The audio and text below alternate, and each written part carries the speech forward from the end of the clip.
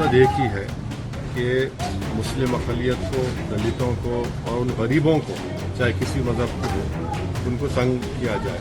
तो मजलिस इसके कानून के खिलाफ थी और हमेशा इसकी मुखालिफत करते रहेगी।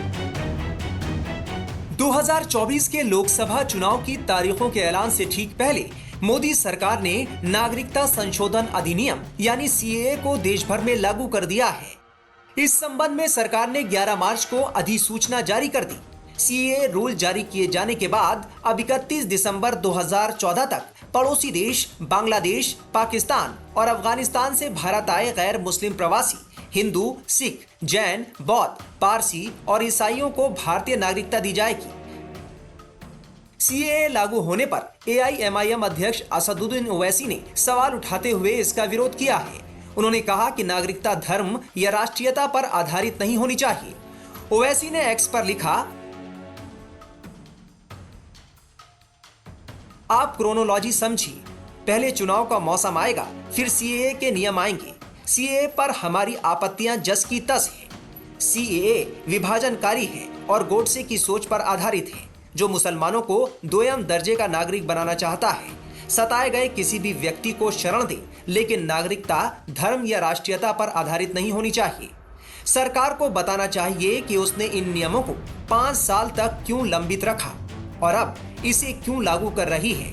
एनपीआर, एनआरसी के साथ सीएए का उद्देश्य केवल मुसलमानों को टारगेट करना है। इसका कोई दूसरा मकसद नहीं है। सीएए, एनपीआर, एनआरसी का विरोध करने के लिए सड़कों पर उतरे भारतीयों के पास फिर से इसका विरोध करने के अलावा कोई विकल्प नहीं होगा।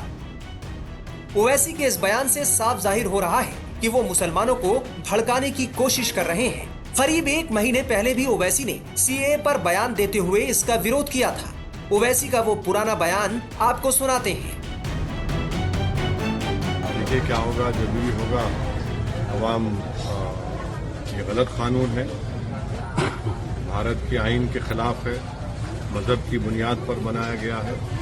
हम हरगिज़ कभी खिलाफ नहीं थे कि चाहे हिंदू, सिख हो, जो पाकिस्तान में रहते हैं, अफगानिस्तान में रहते हैं, बांग्लादेश में रहते हैं, वो आ सकते हैं हमारे वतन भारत, और लॉन्ग टर्म वीज़ा देकर एक प्रोसेस है उसका, उसके बाद उनको भारत की शरीयत भी देते हैं।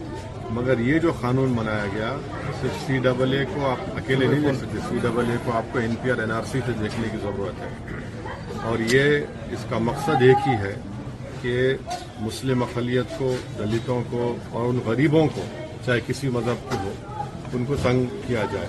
तो मजलिस इसके कानून के खिलाफ थी और हमेशा इसकी मुखालिफत करते रहेगी।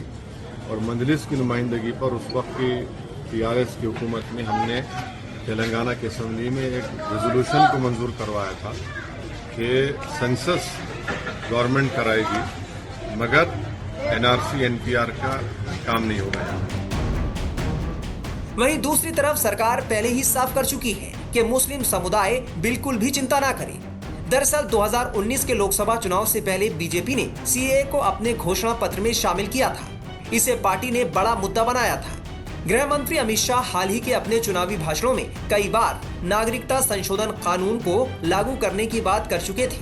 उन्होंने ऐलान किया था कि लोकसभा चुनाव से पहले इसे लागू कर दिया जाएगा। अब मोदी सरकार ने इसके लिए नोटिफिकेशन जारी करते हुए इसे लागू कर दिया है। सरकार साफ कर चुकी है कि इससे मुसलमानों का कोई लेना देना नहीं है। विरोधी गलतफहमी फैला रहे हैं। टाइम्स नाउ नव भारत डिजिटल की रिपोर्ट।